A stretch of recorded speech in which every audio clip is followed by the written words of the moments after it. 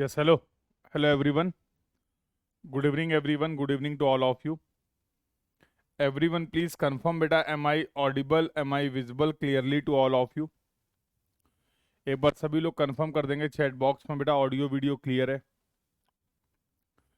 Am I audible? Am I visible clearly to all of you? Everyone, please confirm in the chat box, beta.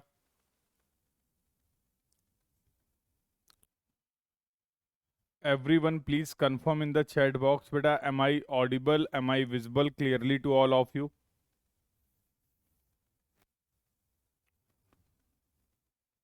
Audio video is clear to everyone. Please confirm in the chat box.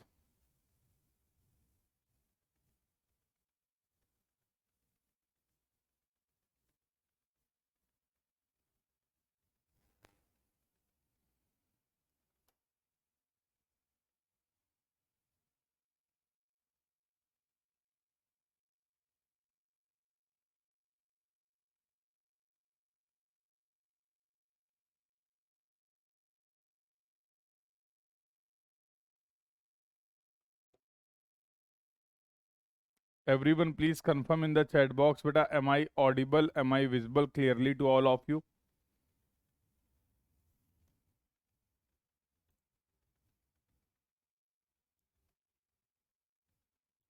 Okay, good evening Vivek, good evening बेटा. How are you all? कैसे हैं आप सभी लोग?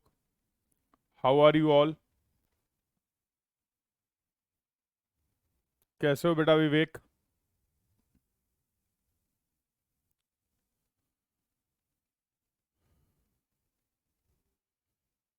How are you all?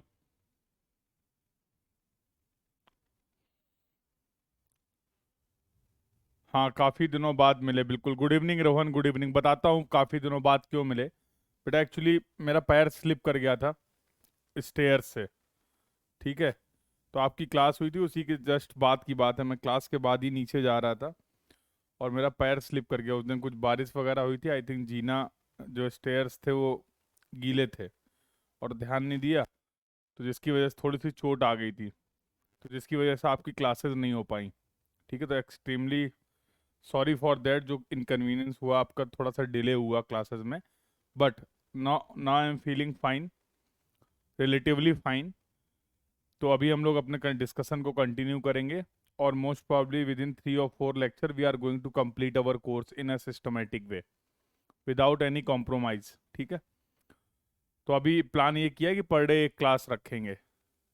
2 class का नहीं है, per day एक क्लास रखेंगे और आराम से जितना डिस्कशन हो पाएगा आराम से उतना कर लेंगे, सो दैट मैं भी मैनेज कर पाऊँ.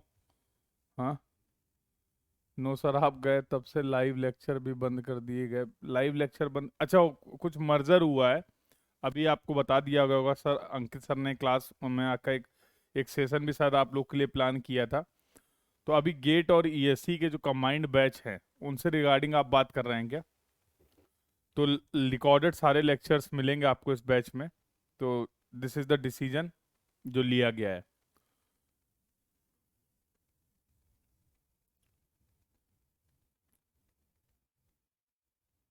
हाँ, I got your point. I think Vivek, I got your point. तो that is the part of the planning. जितनी इंफॉर्मेशन मेरे पास है कि कुछ सर्टन स्ट्रक्चरल चेंज हुए हैं और उन स्ट्रक्चरल चेंज के बारे में आपको इन्फॉर्म किया गया है और उनके क्या एडवांटेज हैं वो भी आपके साथ डिस्कस किए गए हैं. ठीक है, तो ये कुछ चेंज हुआ है, यस, उसी दौरान हुआ है. बिल्कुल सही बोल रहे हैं आप लोग. तो एक बार मैं भी डिस्कस कर लूँगा, एक कंप्लीट इन्फॉर्मेशन होगी तो फिर मैं आपसे इस पर बात कर लूँगा. अभी मुझे थोड़ा सा मैं डिस्कनेक्टेड था, जैसा मैंने बताया 2 4 5 दिन से अभी मैं बिल्कुल कहीं बातचीत ज़्यादा नहीं कर पा रहा था. तो अभी मैं एक बार, अभी फिर से मैंने अपना रिस्पॉन्सिबिलिटीज़ को रिज्यूम किया है. तो एक बार मैं कनेक्ट करके जो भी आपकी क्वेरीज हैं उनसे रिगार्डिंग बात कर लूँगा और उसके अगर डिस्कशन रिक्वायर्ड होगा तो डिस्कशन भी कर लेंगे. ठीक है, एक इम्पॉर्टेंट अपडेट है आप सभी के लिए. आप सभी लोग अब मेरे से टेलीग्राम में कनेक्ट हो सकते हैं पर्सनली. तो एक टेलीग्राम ग्रुप है, सर्च कर लेना क्षितिज सचान सर PW करके. ठीक है, तो just search my name on the Telegram, you will get the group और वहाँ से आप लोग कनेक्ट हो जाएंगे. उस टेलीग्राम ग्रुप में मैं भी अवेलेबल हूँ. तो रेगुलर जो भी आपके कई बार डाउट्स होते हैं, क्वेरीज होते हैं, कुछ भी कंसर्न है, तो थोड़ा सा पर्सनल लेवल पे भी आप डिस्कस कर सकते हैं कि एडवांटेज हो जाएगा आपके पास।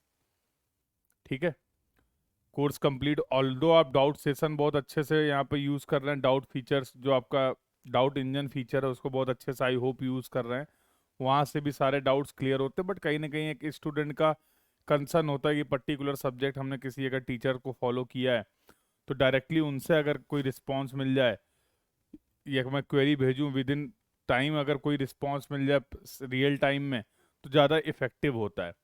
तो उस पॉइंट को ध्यान रखते हुए आपका एक बना दिया गया टेलीग्राम ग्रुप, जैसा मैं आपसे बता भी रहा था कि जैसे ही क्रिएट हो जाएगा मैं शेयर कर दूंगा आप लोग के साथ।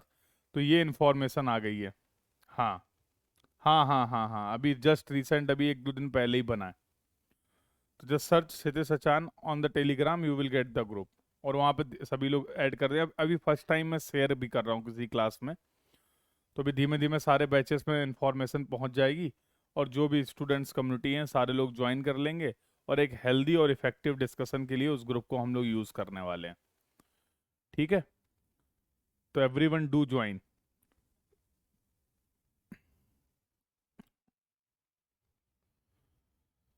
चलिए तो let's start the discussion. Discussion को स्टार्ट करते हैं। I hope those who are regular have join the class. जो लोग रेगुलर हैं सभी लोग क्लास को ज्वाइन कर लिए हैं और आज की क्लास का डिस्कशन स्टार्ट करते हैं। तो थोड़ा सा गैप हो गया तो पुराना एक बार रिकॉल कर लेते हैं।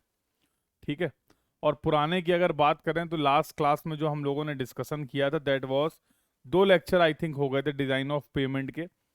पहला लेक्चर हुआ था जहां पर हम लोगों ने फ्लेक्सिबल पेमेंट और रिजिट, नहीं एक ही लेक्चर हुआ था, yes we have done one lecture. और in that lecture we have discussed about the comparative study, एक हम लोगों ने करी थी, कैरेक्टरिस्टिक्स समझी थी फ्लेक्सिबल पेमेंट और रिजिड पेमेंट की। और उसके बाद हम लोगों ने देखा था डिज़ाइन मेथड्स क्या क्या हैं, फ्लेक्सिबल पेमेंट को डिज़ाइन करने के लिए हमारे पास क्या क्या मेथड्स हैं। और then we have discussed about the design factors. तो आई थिंक टोटल 5 फैक्टर्स थे, टोटल 5 फैक्टर्स थे। पहला था स्टैंडर्ड एक्सेल कॉन्फ़िगरेशन, दूसरा था stress at any depth Z due to the applied loading P, जब आप एक सर्कुलर लोडिंग अप्लाई कर रहे हैं, although that was not circular in actual, this was there was the elliptical loading, elliptical loading थी। But to apply the Boussinesq equation we have assume that loaded shape as the circular shape, याद आ गया। तो उस circular loading की वजह से किसी भी डेप्थ पे हम स्ट्रेसेस की वैल्यू को फाइंड आउट कर सकते हैं। Then we have discussed about the ESWL। I think ESWL के बारे में डिस्कस नहीं किया था, इक्विवेलेंट सिंगल व्हील लोड के बारे में डिस्कस नहीं किया था। मैक्लॉड रूल के बारे में डिस्कशन किया था, that was related to the repetition, yes. और एक था हमारा रिजिडिटी फैक्टर, रिजिडिटी फैक्टर। तो यहाँ पर एक ESWL का डिस्कशन रह गया था, इक्विवेलेंट सिंगल व्हील लोड का डिस्कशन रह गया था जो हम लोग को करना है। चलिए उसको भी कर लेंगे कंप्लीट, कोई दिक्कत नहीं। आज का जो मेन टॉपिक है जो है design of flexible pavement as per IRC 37 method. तो जब हम लोग कंपेरेटिव स्टडी कर रहे थे फ्लेक्सिबल पेमेंट और रिजिड पेमेंट की, तो हम लोगों ने डिस्कस किया था कि फ्लेक्सिबल पेमेंट की डिजाइनिंग के लिए we are having the guideline on the IRC 37। IRC 37 एक कोड है जो कि पूरा डील करने वाला है फ्लेक्सिबल पेमेंट से रिलेटेड। और IRC 58 हमारे पास एक कोड है जो कि डील करेगा डिजाइन ऑफ रिजिड पेमेंट से। तो अभी खैर हम लोगों ने रिजिड पेमेंट का तो कोई डिस्कशन नहीं किया है। आते हैं आज की क्लास, बेटा बहुत ज़्यादा इंपॉर्टेंट, डायरेक्टली यहाँ से बहुत ही फ्रीक्वेंट, शायद मैंने आपको बताया भी था, आज जो आप टॉपिक पढ़ने जा रहे हैं यहाँ से बहुत ही फ्रीक्वेंट ऑलरेडी क्वेश्चंस आपके एग्जाम में आए हुए हैं मल्टीपल टाइम। तो जैसा मैंने मेंशन किया होगा कि ग्रीनफील्ड मॉडल हो गया, design of signal by Webster's method हो गया, उसी तरीके से फ्लेक्सिबल पेमेंट का आज का टॉपिक भी बहुत इंपॉर्टेंट आपके लिए, जहाँ से गेट में लगातार फ्रिक्वेंटली सिंपल 2 नंबर के क्वेश्चंस आते रहते हैं। तो आज उस पर्टिकुलर टॉपिक को हम लोग टारगेट करने वाले हैं। तो this is going to be the discussion for the today's class, ये आज की क्लास का डिस्कशन होगा। अब चलिए यहाँ पे पढ़ने वाले डिजाइन ऑफ फ्लेक्सिबल पेमेंट में computation of the design traffic और equivalent single axle load factor. This is not equivalent single wheel load, this is the equivalent single axle load factor. क्या होता है इसके बारे में मैं डिस्कस करूंगा। चलिए पहले कुछ बेसिक कहानी समझते हैं यार, जिससे थोड़ा रिलेट करने में इजी हो। टॉपिक तो पढ़ लेंगे, पहले कहानी समझ लें एक बार। अगर मैं आपसे बोलता हूँ फ्लेक्सिबल पेमेंट, अगर मैं आपसे बोलता हूँ you have to design the flexible payment, flexible pavement की अगर आपको डिजाइन करनी है, इसका मतलब मेन कंसर्न क्या है आपका? तो as we have discussed about the cross section of the flexible pavement, हम लोगों ने फ्लेक्सिबल पेमेंट के क्रॉस सेक्शन की भी बात की थी। तो फ्लेक्सिबल पेमेंट का क्रॉस सेक्शन क्या था? सबसे नीचे था सॉइल, इसके बाद subbase, then base course, then surface course. तो this was the cross section of the, this was the cross section of the flexible pavement. अलग अलग लेयर में हम लोगों ने फ्लेक्सिबल पेमेंट का कंस्ट्रक्शन किया था, अलग अलग लेयर्स में हम लोगों ने फ्लेक्सिबल पेमेंट का कंस्ट्रक्शन किया था। जब कभी भी मैं आपसे बोल रहा हूँ कि भाई मुझे इसकी डिजाइनिंग करनी है, इसका मतलब मेरी अल्टीमेट इच्छा ये है कि इन हर इंडिविजुअल लेयर की थिकनेस क्या होगी, या फिर अगर मैं बोलूँ टोटल लेयर्स की थिकनेस क्या होगी। तो that is our main concern. मानते हो कि नहीं? अगर मैं आपसे बोल रहा हूँ डिजाइन ऑफ फ्लेक्सिबल पेमेंट, इसका मतलब मेरा मेन कंसर्न है। अब ऐसा तो है नहीं कि जितनी भी फ्लेक्सिबल पेमेंट होती हैं उन सभी फ्लेक्सिबल पेमेंट की थिकनेस सेम हो, ऐसा तो नहीं होता है। यस और no? in all the location you will have the same thickness of the flexible payment, this will not be the condition। हर जगह थिकनेस वेरी करेगी कि नहीं करेगी? अब मैं आपसे ये पूछता हूं कि किसी भी पेमेंट की, किसी भी इंडिविजुअल लेयर की, या किसी भी टोटल पेमेंट की थिकनेस क्या लगता है किन किन बातों पे डिपेंड करेगी? किन किन बातों पे डिपेंड करेगी? There are n factors which can affect the, there are n factor which can affect the thickness of the payment, yes or no? But if I want to talk about the major factors, अगर मैं major ऐसे कुछ factors की बात करूं जो किसी भी पेमेंट की थिकनेस को या किसी भी लेयर की थिकनेस को अफेक्ट करेंगे, तो क्या मैं उन फैक्टर्स को आइडेंटिफाई कर सकता हूं? बिल्कुल कर सकते हो।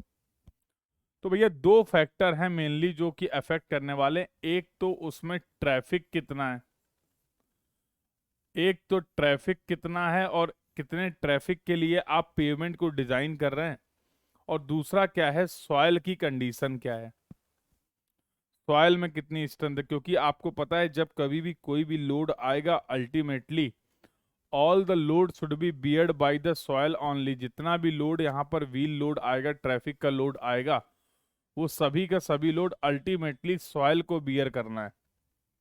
तो if soil will not have the sufficient strength, अगर सॉइल के पास सफिशिएंट स्ट्रेंथ नहीं होगी, तो इस लोड की वजह से जो भी स्ट्रेसेस डेवलप हो रहे हैं उसमें यह सॉइल फेल कर जाएगी।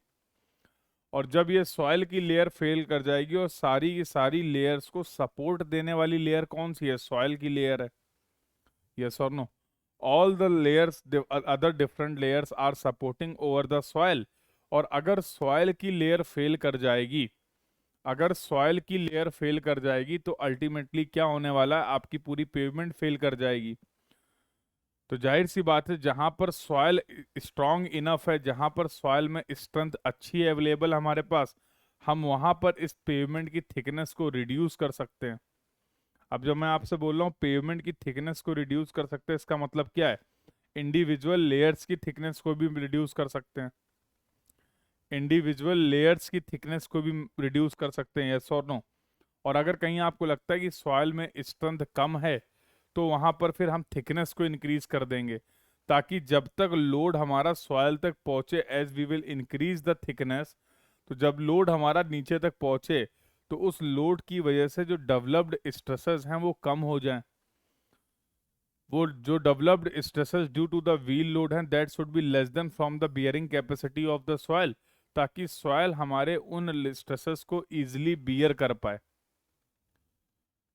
Yes or no? So thickness is varying. The thickness of any pavement, any flexible pavement, I think it should depend upon the two factor। पहली बात तो कितना ट्रैफिक होने वाला है, और दूसरा सॉइल की कैरेक्टरिस्टिक्स क्या है। अगर ये दोनों चीजें पता चल जाएं, तो फिर हम क्या कर सकते हैं, अपनी थिकनेस को डिजाइन कर सकते हैं। और यही अप्रोच फॉलो की किसने? सेम अप्रोच को फॉलो किया किसने? IRC-37 ने। तो IRC-37 ने कहा मेरे बच्चे तुम बिल्कुल परेशान मत हो, जब कभी भी फ्लेक्सिबल पेमेंट की अलग अलग लेयर की थिकनेस को निकालना चाह रहे हो या पूरी लेयर की थिकनेस को निकालना चाह रहे हो, तुम एक काम करो, ये दो चीजें लेके चले आओ कि कितने ट्रैफिक के लिए तुम डिजाइन कर रहे हो पेमेंट को, और जहां पे भी डिजाइन कर रहे हो उसके सॉइल की स्ट्रेंथ क्या है। तो इस सॉइल की स्ट्रेंथ को निकालने के लिए फ्लेक्सिबल पेमेंट की डिजाइनिंग के लिए हम लोग एक प्यारा सा टेस्ट कर लेंगे, जिसका जिक्र काफी समय से चल रहा है, हाईवे मटेरियल वाले चैप्टर से चल रहा है। That is the CBR test. तो आज CBR टेस्ट के बारे में भी बात करेंगे। तो यहाँ पर क्या बोला गया कि अगर आपके पास डिजाइन ट्रैफिक है, कितने ट्रैफिक के लिए आप पेमेंट को डिजाइन करना चाह रहे हैं, और अगर आपके पास सॉइल की प्रॉपर्टीज पता है जिनको आप एसेस कर सकते हैं with the help of the CBR test, तो इन दोनों पैरामीटर्स के बेसिस पे आप इंडिविजुअल लेयर की थिकनेस हो या फिर अलग अलग टोटल टोटल आपके पेमेंट की थिकनेस हो, इसको आप इजीली फाइंड आउट कर सकते हैं। इसका पूरा तरीका डिटेल्ड वे में आपको बताया गया है IRC-37 पे। अब यहाँ पर थोड़ा सा हम लोग अपने आप को रिस्ट्रिक्ट कर रहे हैं, वो रिस्ट्रिक्ट क्या कर रहे हैं मैं आपको ये भी बता देता हूँ। एक्चुअल में हमें किसी भी लेयर की thickness as per our syllabus point of view, अभी जो हमारी रिक्वायरमेंट है वो हमें किसी भी लेयर की या टोटल पेमेंट की थिकनेस निकालने पे फोकस ही नहीं करना है। अभी हमारा जो प्राइम फोकस रहने वाला, अभी हमारा जो प्राइम कंसर्न रहने वाला, वो हम चाहते हैं कि किसी भी तरीके से डिजाइन ट्रैफिक को कंप्यूट कर लें और सॉइल की प्रॉपर्टीज को कंप्यूट कर लें। इसके बाद की कहानी के लिए हम फॉलो कर लेंगे IRC-37, जो कि करना नहीं है। Are you getting my this point? तो आपको यहाँ पर एक्चुअल में किसी भी लेयर की थिकनेस नहीं निकालनी, क्योंकि उसके लिए तरीके बताए गए हैं। इनपुट पैरामीटर क्या है? अगर आप किसी भी लेयर की थिकनेस निकालना चाह रहे हैं या अगर आप किसी भी पेमेंट की थिकनेस निकालना चाह रहे हैं, तो उसके लिए की इनपुट फैक्टर है, एक तो डिजाइन ट्रैफिक और दूसरा है CBR। हमारा यहाँ पर जो सिलेबस है, हमारा जो रिक्वायरमेंट है, उसमें फोकस ये रहने वाला है कि हम इन दोनों चीजों को कैसे आइडेंटिफाई करेंगे। अगर हम इन दोनों चीजों को आइडेंटिफाई कर लेते हैं तो हम ये एज्यूम कर लेंगे कि इसके बाद की कहानी IRC-37 में लिखी हुई है, जिसकी हेल्प से हम किसी भी लेयर की थिकनेस निकाल सकते हैं, जो कि आपको निकालनी नहीं है। तो एक्चुअल में थिकनेस का कैलकुलेशन कैसे हो रहा है, that will not be the part of the discussion. Are you have you got this point बेटा? एक्चुअल में कैसे थिकनेस निकालेंगे, क्या प्रोसेस बताया गया है, क्या टेक्निक बताई गई है, वो हमारा डिस्कशन का पार्ट ही नहीं होने वाला है। हमारा मेन डिस्कशन का पार्ट होने वाला है कि ये दो फैक्टर डिजाइन ट्रैफिक कैसे फाइंड आउट कर सकते हैं और CBR ऑफ सॉइल कैसे फाइंड आउट कर सकते हैं। ये कहानी क्लियर है कि नहीं? और ये कहानी का क्लियर होना बहुत जरूरी है, अदरवाइज आपको पता ही नहीं होता क्या पढ़ना है, कितना पढ़ना, कैसे पढ़ना है। तो ये जो अभी मैंने आपके साथ डिस्कशन किया, इससे आपको ये क्लियरिटी मिल जाएगी कि किन किन एरिया में, किन किन पोर्शन में हमें फोकस करना है। तो मैं चाहूंगा ये कहानी एज इट इज आप छाप लीजिए कॉपी पे, फिर आगे बातचीत करते हैं।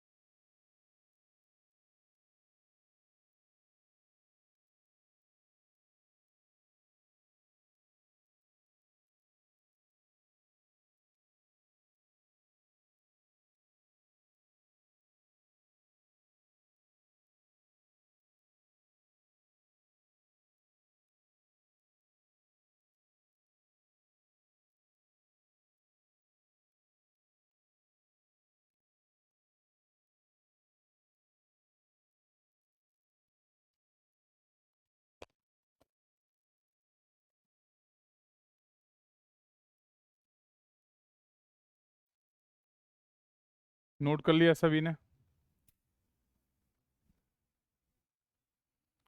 Very good. तो अभी ये क्लियर हो गया कि सर हमारा डिस्कशन जो होगा वो किस चीज़ के आसपास घूमेगा। तो अब देखते हैं IRC 37 ने क्या कोई तरीका बताया है जिसकी हेल्प से हम ये डिज़ाइन ट्रैफिक कैलकुलेट कर पाएं। और अगर कोई तरीका बताया है तो क्या है वो तरीका, इस पे अब हम लोग करने वाले हैं डिस्कशन। आइए साहब, चलो। तो अगर देखो, अब कोई भी फ्लेक्सिबल पेमेंट बनाइए, उसमें बात करते हैं फेलियर की। तो फ्लेक्सिबल पेमेंट में दो तरीके के फेलियर होते हैं। फ्लेक्सिबल पेमेंट के दो फेलियर क्राइटेरिया हैं जो IRC 37 ने कंसीडर किए हैं। पहला फेलियर क्राइटेरिया है फटीग। तो आप सभी को पता है fatigue is the reversal of stresses. एक बार आपने टेंसाइल स्ट्रेसेस लगाए, फिर आपने एक कंप्रेसिव स्ट्रेसेस अप्लाई किए, इस एक्शन को बोलते हैं fatigue action, fatigue loading under the reversal of the stresses. तो कभी ट्रैफिक की लोड की वजह से कंप्रेसिव स्ट्रेसेस जनरेट होते हैं, कभी ट्रैफिक के लोड की वजह से टेंसाइल स्ट्रेसेस डेवलप होते हैं। तो अल्टीमेटली हमारे पेमेंट में क्या होने वाला है, due to the fatigue there will be the development of the cracks. और जब ये क्रैक्स एक लिमिट से ज़्यादा हो जाएंगे तो हम अपनी पेमेंट को फेल पेमेंट कंसीडर कर लेंगे। ठीक है। और दूसरा जो फेलियर क्राइटेरिया होता है that is going to be the rutting. तो रटिंग के बारे में तो हम लोग ऑलरेडी बात कर चुके हैं कि जहां से भी हैवी व्हील पाथ लगातार निकलेगा, हैवी व्हील लगातार मूव करेगा, हैवी व्हील अगर किसी रोड के पोर्शन से लगातार निकल रहा है तो वहां पर पेवमेंट का वर्टिकल सेटलमेंट हो जाता है। वहां पर पेवमेंट का वर्टिकल सेटलमेंट हो जाता है जिसको हम लोग बोलते हैं रटिंग। यस और नो? तो there you will observe the there you will observe the vertical settlement of the payment and there will be the formation of the ruts. So there will be the formation of the ruts. This is known as the rutting. तो ये बात भी हम लोगों ने कर रखी है। यस और नो? तो ये दो फेलियर क्राइटेरिया कंसीडर किए हैं IRC 37 ने आपके फॉर द फ्लेक्सिबल पेमेंट। तो देखो, जो क्रैक्स डेवलप होते हैं फटीक की वजह से उनको हम लोग बोलते हैं क्रोकोडाइल क्रैकिंग या फिर एलिगेटर क्रैकिंग। अब क्रोकोडाइल क्रैकिंग या फिर एलिगेटर क्रैकिंग क्यों बोलते हैं ये भी आप देख सकते हैं। ये जो क्रैक्स आपको पेवमेंट पे दिख रहे हैं ये कुछ उसी तरीके के हैं जैसे एक क्रोकोडाइल की टॉप सरफेस आपको देखने को मिलती है। यस। तो that's why we can say कि this is the failure criteria considered by the IRC कि हमारे फ्लेक्सिबल पेमेंट में क्रोकोडाइल क्रैकिंग बोल दीजिए या फिर एलिगेटर क्रैकिंग, क्रैक्स क्या हो जाते हैं, डेवलप हो जाते हैं due to the reversal of the stresses, stresses के रिवर्सल की वजह से। क्लियर है बेटा ये बात? चलिए, तो वही बोला, अब हम लोग जानते हैं it is based on the IRC 37 is based on the mechanistic approach. और ये हम लोगों ने यहाँ पर बात कर ली failure criteria for the flexible pavement. Yes, now let's move further. अब जो आप बोल रहे थे कि सर हमें डिजाइन ट्रैफिक कैलकुलेट करना, बहुत ध्यान से समझना, यहाँ से एक्चुअल गेम शुरू होता है।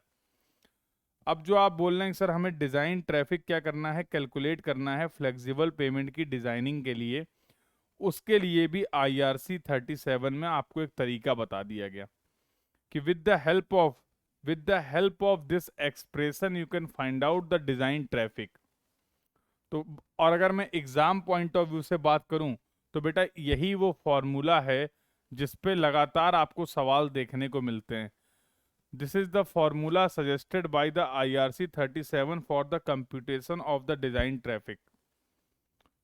क्लियर है बेटा? This is the formula suggested by the IRC 37 for the computation of the design traffic. आइए समझते हैं। अब यहाँ पर डिजाइन ट्रैफिक निकालने के लिए एक तरीका बताया गया।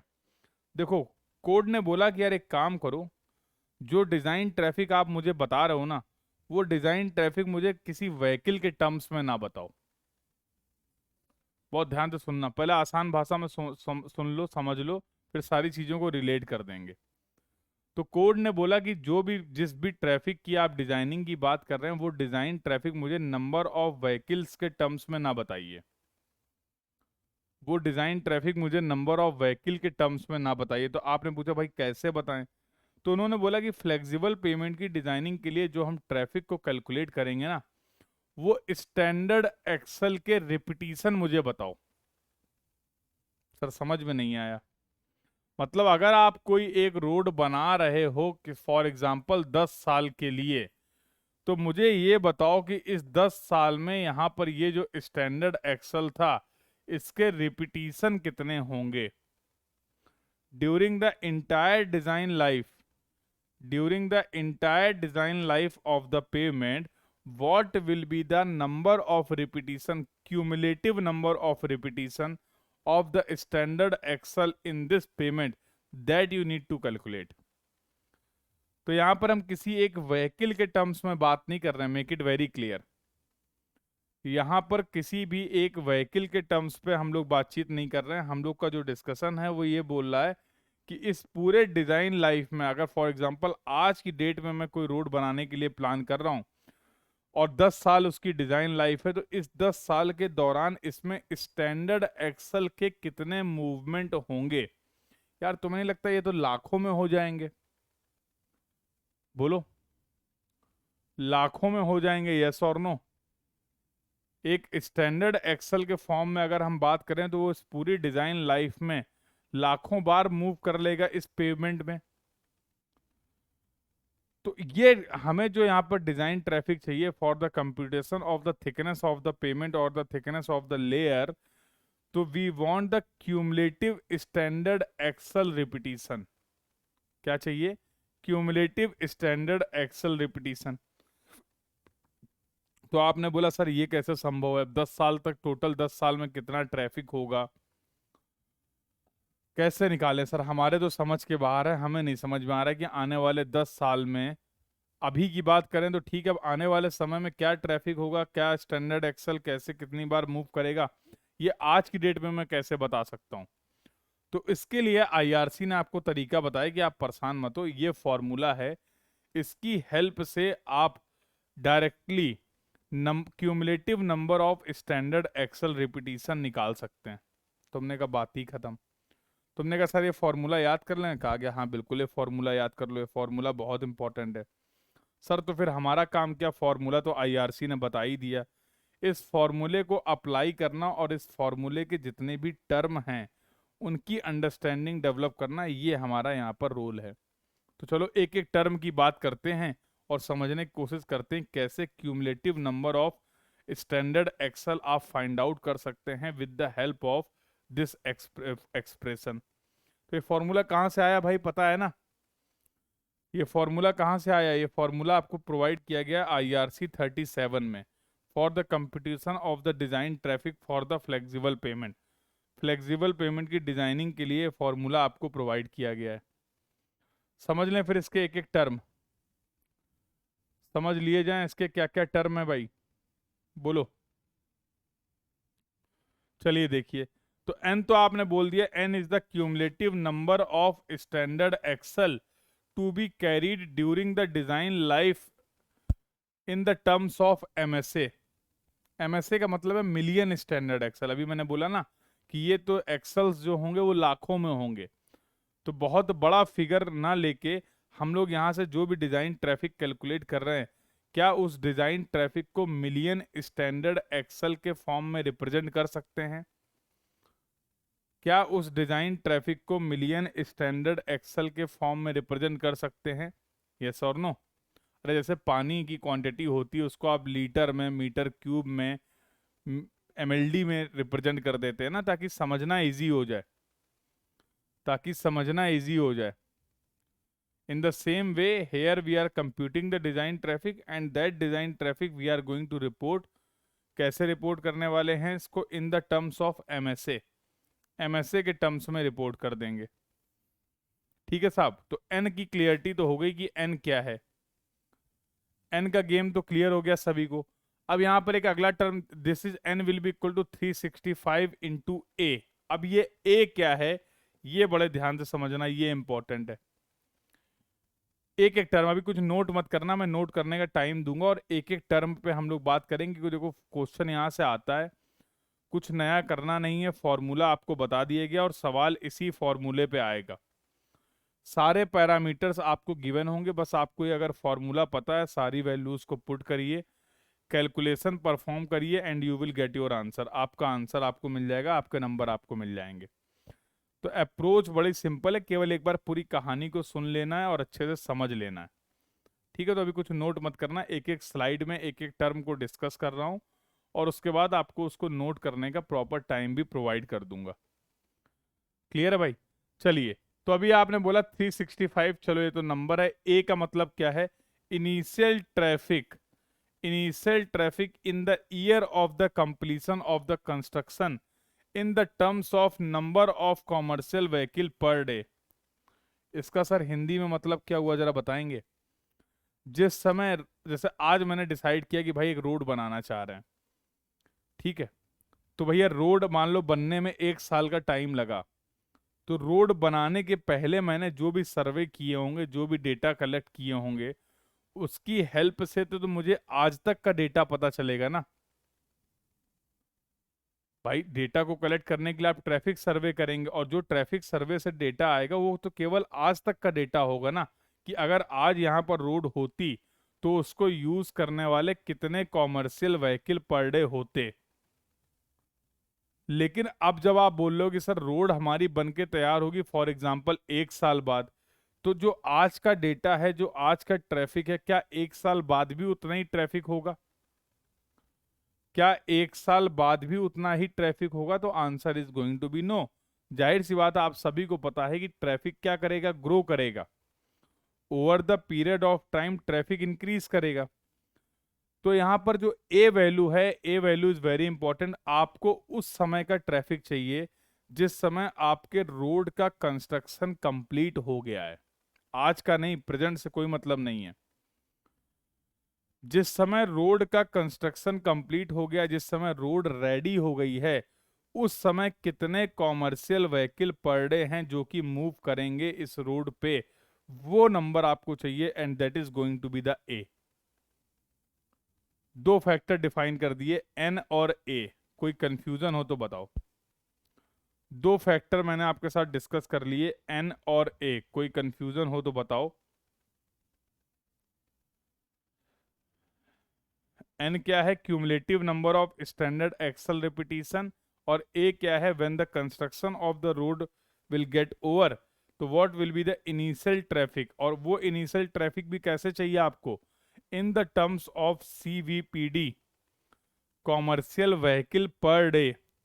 कॉमर्शियल व्हीकल पर डे के टर्म में आपको वो ट्रैफिक चाहिए, commercial vehicle per day.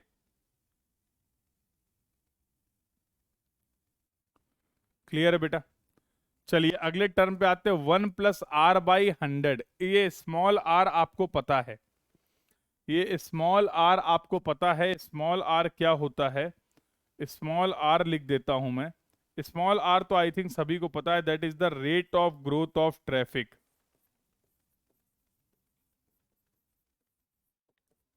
Traffic किस रेट से ग्रो कर रहा है, तो वो rate of growth of traffic is going to be small R. चलिए साहब, स्मॉल आर भी क्लियर हो गया। ये एन क्या है? N is the design life of the road. N is the design life of the road in years.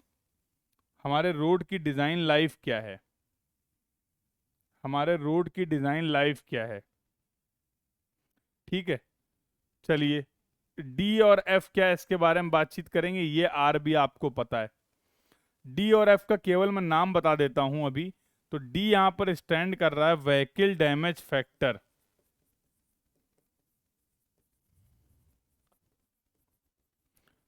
इसको generally हम लोग वीडीएफ बोलते हैं, व्हीकल डैमेज फैक्टर। और डी से आप एक्सप्लेन कर सकते हैं, इसको एफ से रिप्रेजेंट कर देते हैं। और ये होता है हमारा लेन डिस्ट्रीब्यूशन फैक्टर। लेन डिस्ट्रीब्यूशन फैक्टर। तो जैसा मैंने आपको बताया कि अगर आपको प्रेजेंट ट्रैफिक पता है, तो कंस्ट्रक्शन एक्स से, अगर आपका यहाँ पर नंबर ऑफ कंस्ट्रक्शन पीरियड है, एक्स ईयर का टाइम लग रहा है आपको कंस्ट्रक्शन में, और अगर आपको आज का डेटा पता है, तो कंस्ट्रक्शन पीरियड के बाद कितना डेटा होगा वो भी आप फाइंड आउट कर सकते हैं। कंस्ट्रक्शन पीरियड के बाद कितना डेटा होगा, कितने कॉमर्शियल व्हीकल होंगे, वो भी आप फाइंड आउट कर सकते हैं। तो अभी तक हम लोगों ने बहुत डिटेल में बातचीत नहीं की है, बट अभी तक जो भी डिस्कशन किया उसकी हेल्प से यहाँ पर ये जो टर्म है उनको केवल लिखा गया है। तो एक बार एक काम करिए, फॉर्मूला लिख लीजिए और इन सभी नोटेशंस को नोट कर लीजिए, फिर अभी और इस पे बात करते हैं।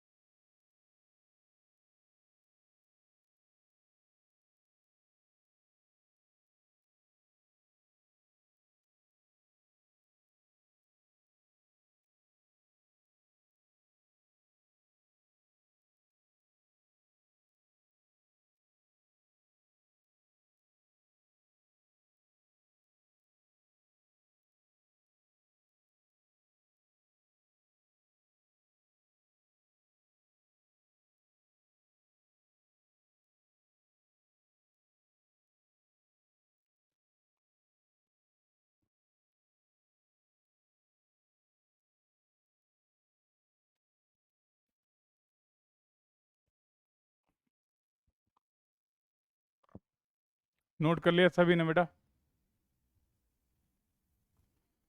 तो have you noted all these terms? तो यहाँ पर देखिए सारे टर्म तो समझ में आ गए, बस दो टर्म समझ में नहीं आ रहे हैं। ए समझ में आ गया, 365 into A 1 + R/100 to the power n - 1 into vehicle damage factor into lane distribution factor whole divide by R by 100। तो R n A capital N small n all these points are clear.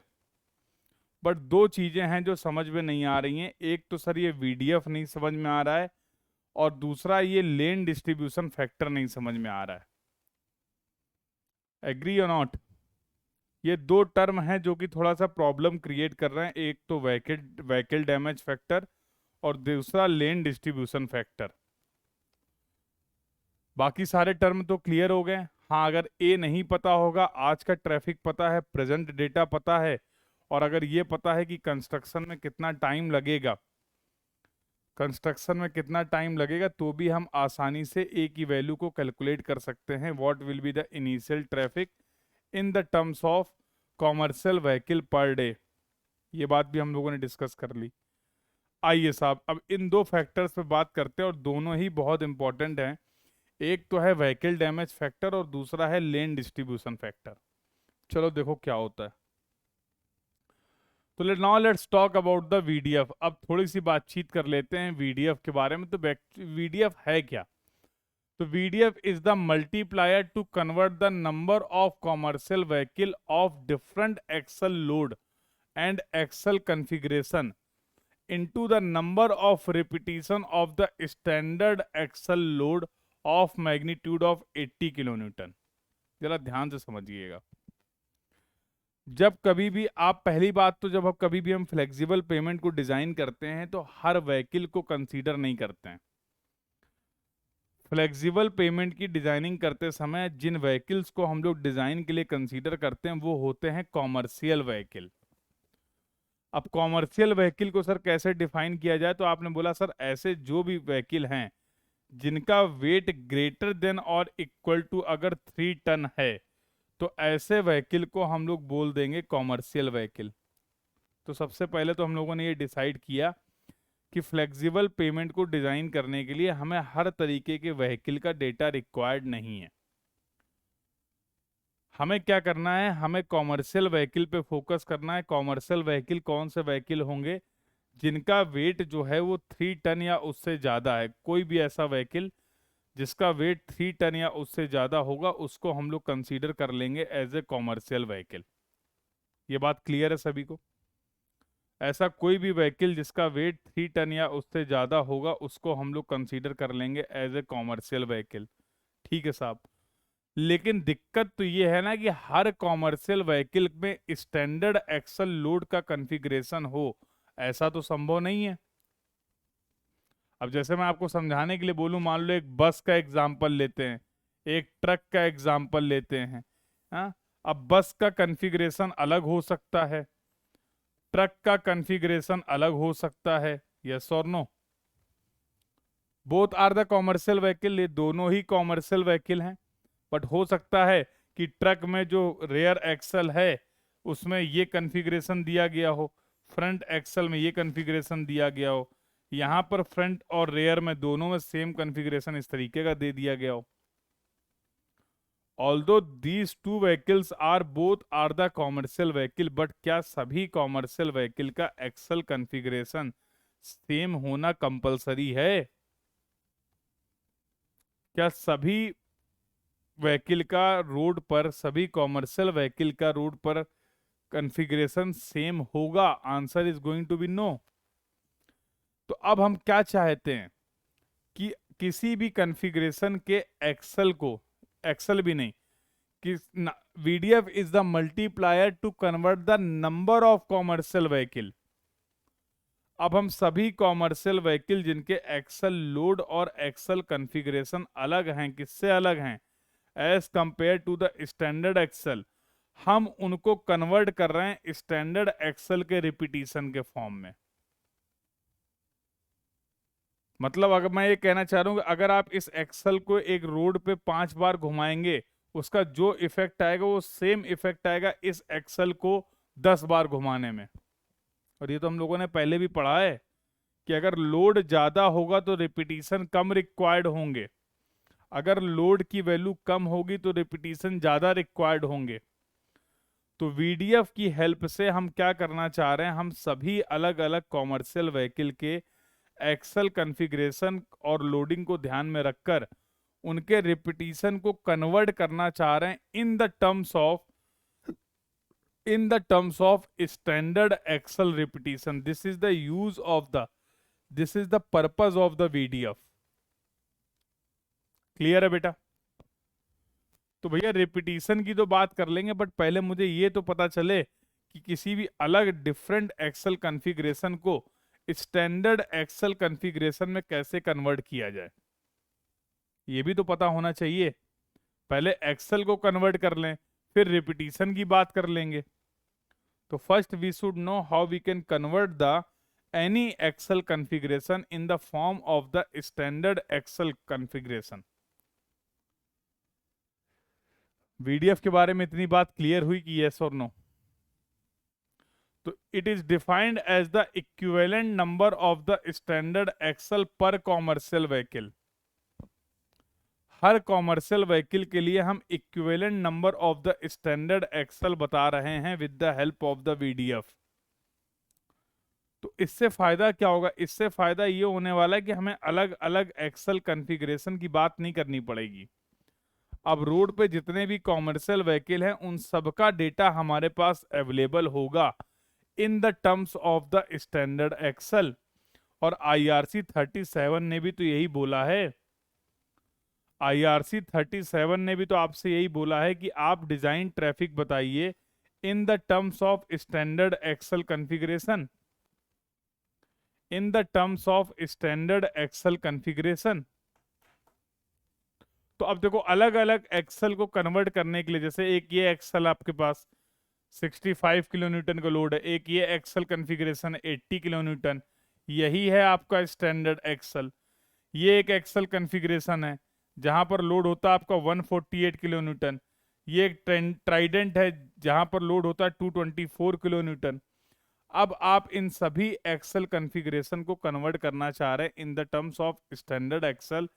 उसके लिए हम लोग एक factor use करते हैं जिसको बोलते हैं EALF, equivalent axle load factor. Equivalent axle load factor क्या काम होगा? इक्विवेलेंट एक्सेल लोड फैक्टर का, ये किसी भी एक्सेल कॉन्फ़िगरेशन को कन्वर्ट कर देगा equivalent to the standard axle. इसी को बेटा बोलते हैं, सारा जितना भी डिस्कशन कर रहे हैं हम लोग ये कर रहे हैं as per the IRC 37 guideline. ये सब कुछ कोड में अवेलेबल है।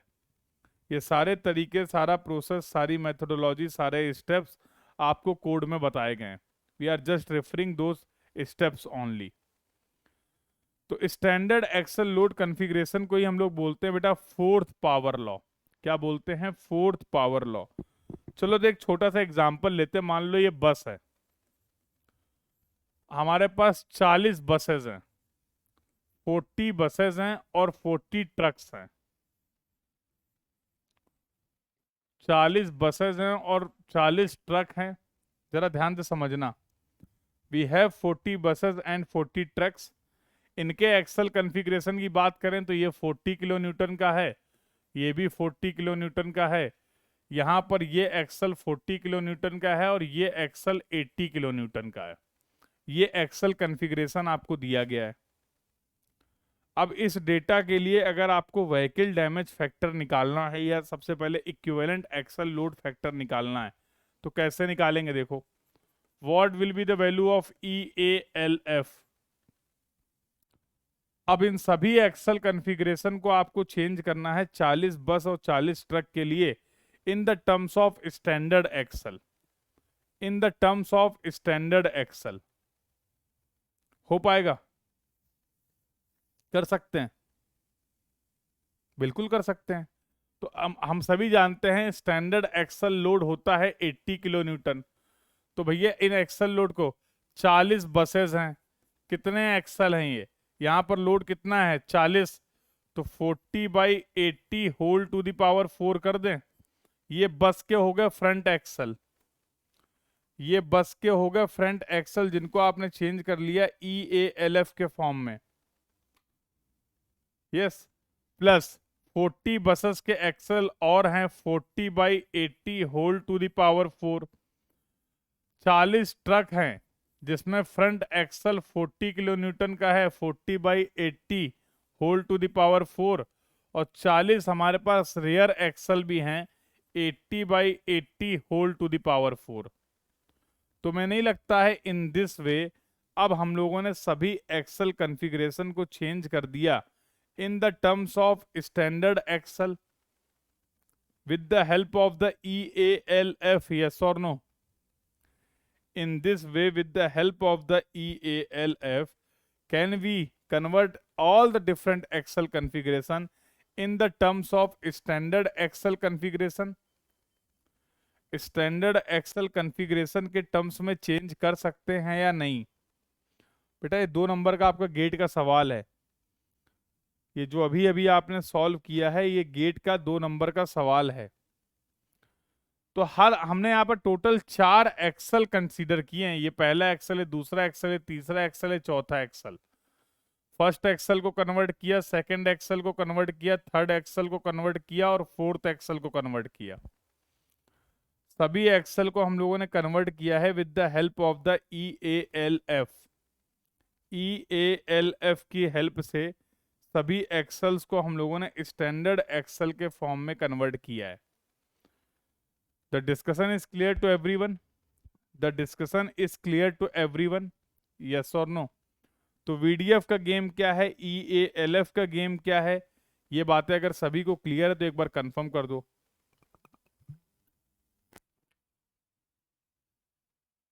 The discussion till now is clear to everyone, so please confirm in the chat box. यहां तक की सभी बातें अगर सभी को क्लियर है तो please confirm in the chat box बेटा।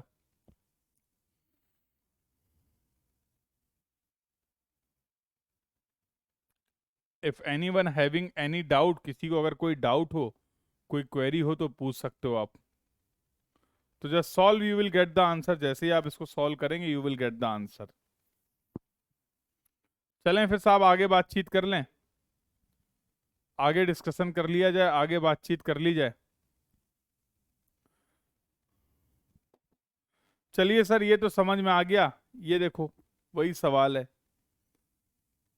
तो यहां पर बोला गया है if the standard axle load is 80 kilonewton then find out the equivalent daily number of repetition for the following data.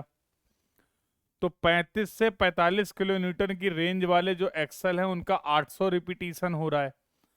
75 से 85 किलो न्यूटन वाले जो एक्सल है उनके रिपीटिशन 400 हो रहे हैं।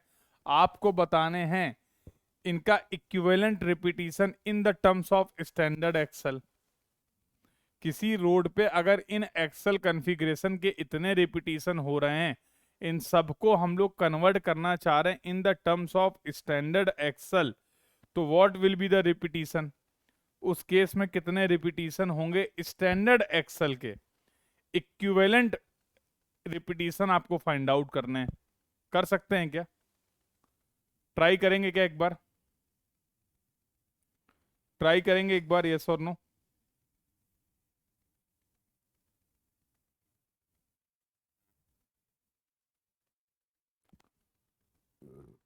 ट्राई करिए एक बार सभी लोग।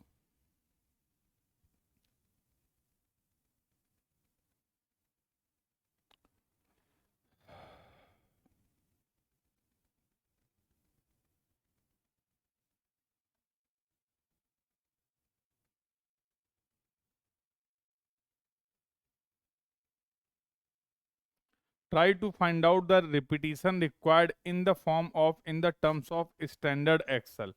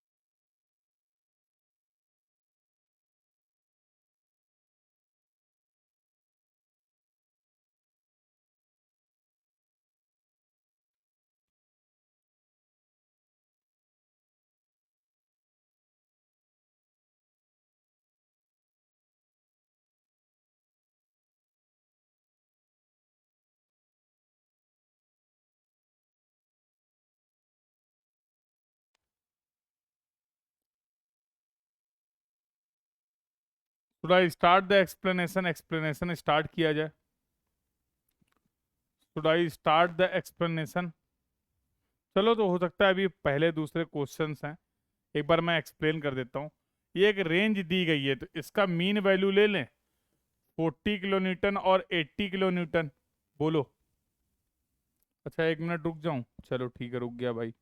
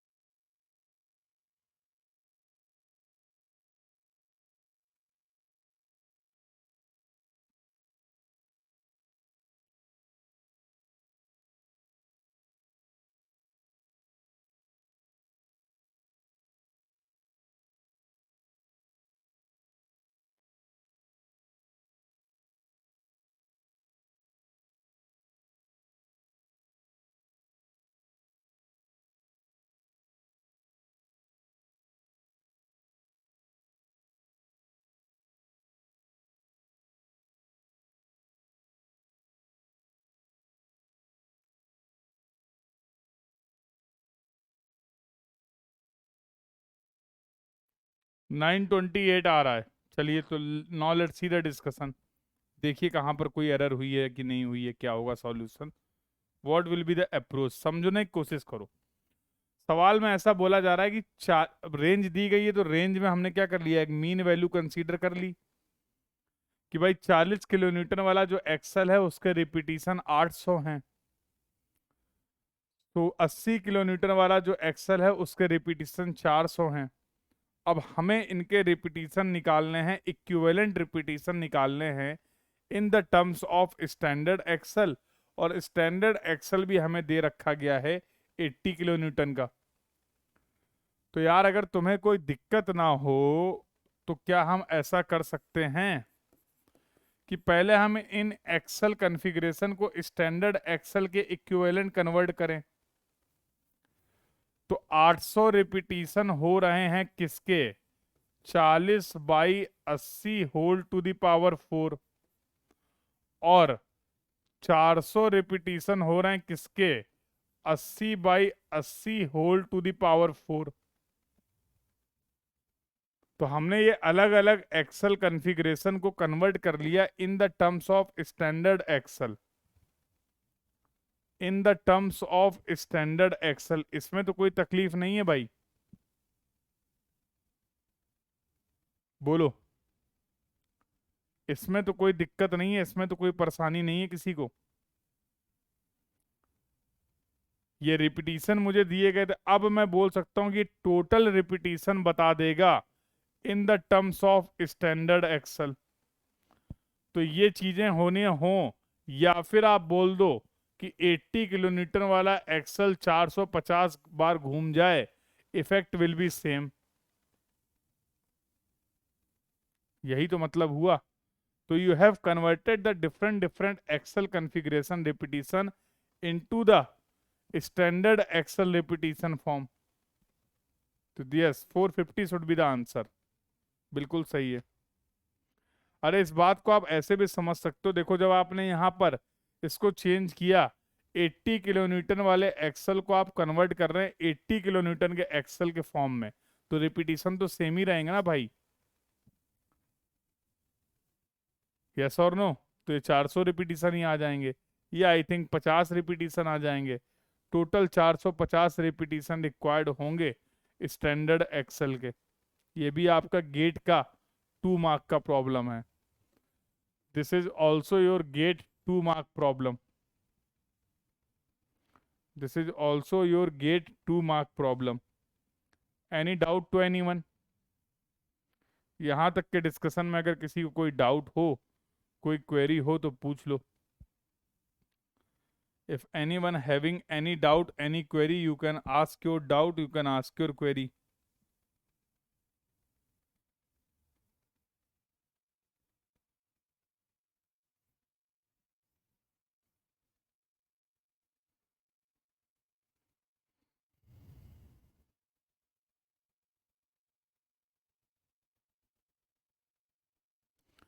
चलिए साहब, तो अब सर आता है ये लेन डिस्ट्रीब्यूशन फैक्टर क्या होता है। एक एक करके सारे फैक्टर की बात कर ली, अब ये लेन डिस्ट्रीब्यूशन फैक्टर का गेम क्या है। तो ये वैल्यूज भी आपको आईआरसी ने बता रखी, बट समझाने के लिए मैं एक्सप्लेन कर देता हूँ ये लेन डिस्ट्रीब्यूशन फैक्टर होता क्या है। फॉर एग्जाम्पल अगर मैं बोलूँ एक रोड है, ये सिंगल लेन की है, जितना भी ट्रैफिक आएगा वो पूरा का पूरा ट्रैफिक इसी लेन पे आने वाला है, यस और नो।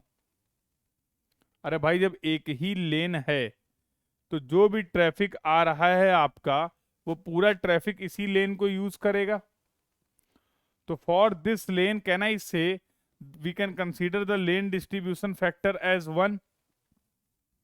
कॉमन सेंस के आधार पे क्या हम बोल सकते हैं कि यहां पर लेन डिस्ट्रीब्यूशन फैक्टर जो होना चाहिए वो 1 होना चाहिए। चलो एक और एग्जांपल लेते हैं। फॉर एग्जांपल ये एक रोड है जो कि 2 लेन की है।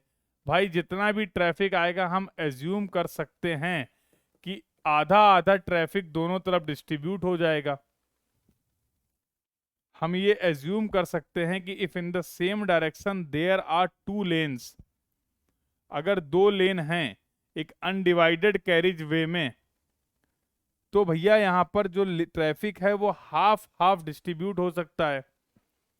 तो यहां पर लेन डिस्ट्रीब्यूशन फैक्टर कॉमन सेंस के बेसिस पे हम बोल सकते हैं कि सर इट शुड बी 0.5। तो how the traffic is dividing, तो distribution of the commercial traffic and in each direction and in each lane is required for determining the total equivalent standard axle load repetition to be considered for the design। तो इसके लिए आपने लेन distribution factor use किया है। That's why you have use the lane distribution factor. तो actual में IRC ने आपको अलग अलग कंडीशन पे, अनडिवाइडेड कैरिज वे है, सिंगल कैरिज वे है, हर अलग अलग कंडीशन के लिए लेन डिस्ट्रीब्यूशन फैक्टर प्रोवाइड कर रखे हैं। जनरली ये लेन डिस्ट्रीब्यूशन फैक्टर आपको क्वेश्चन में गिवन होता है। जनरली ये लेन डिस्ट्रीब्यूशन फैक्टर आपको एक क्वेश्चन में गिवन होता है, और in the absence of data we can consider the lane distribution factor as 1। अगर नहीं दिया है तो फिर हम लोग लेन डिस्ट्रीब्यूशन फैक्टर को 1 कंसीडर कर लेंगे। In the absence of data we can consider the lane distribution factor as 1। कोई प्रॉब्लम किसी को? तो now I think we are almost done. अब सारी बातचीत हो गई है, अब सारी बातचीत हो गई है। देखिए, तो now I can say n will be equal to 365 into a 1 plus r by 100 to the power n minus 1 into vehicle damage factor into lane distribution factor. अगर गिवन होगा तो फैक्टर ऑफ सेफ्टी ले लेंगे, नहीं given होगा तो 1 consider कर लेंगे। तो क्या इस फॉर्मूले के सभी टर्म अब आपको क्लियर हैं? All the term related to this formula is clear to everyone, yes और नो? तो हम लोगों ने एक एक करके बेटा बात कर ली है सभी टर्म्स के बारे में, और I hope now you are clear with the each and every term. बोलो भाई। तो लगाइएगा सवाल, आपको बहुत सारे सवाल मिलने वाले हैं जहां पर डायरेक्टली आपको इसको यूज करना है। इस फॉर्मूले से जो ट्रैफिक मिलेगा वो आपको मिलेगा CSA में। CSA stands for the cumulative standard axle. और फाइनली आप इसको कन्वर्ट कर सकते हैं in the terms of MSA। MSA stands for the million standard axle. अरे तो जो भी CSA की वैल्यू आ रही divide by 10 to the power 6 कर देना, यस और no? Divide by 10 to the power 6 कर देना, तो you will get your answer in MSA।